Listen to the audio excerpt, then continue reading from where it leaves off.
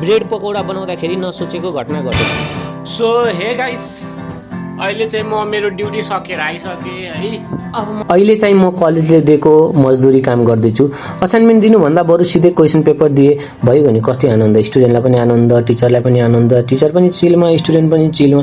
यो असाइनमेन्ट गर्दा गर्दा वाक्क लागेर भोक लागेपछि मेरो पेटले अङ्कित केही खान देऊ मलाई, के खान देऊ भनेपछि म खाजा बनाउन गएँ। अब हेरौँ खाजा कस्तो हुन्छ, लेट्स सी।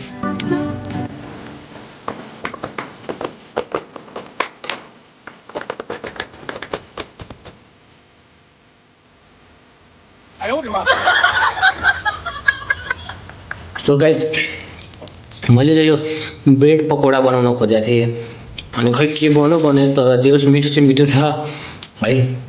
जिन्दगीमा पहिलोचोटि यसो के बनाएर खाऊँ भनेर ट्राई गरेको त पनि भएन।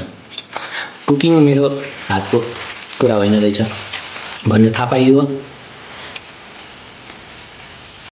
सो गाइज, आजलाई चाहिँ यति नै है।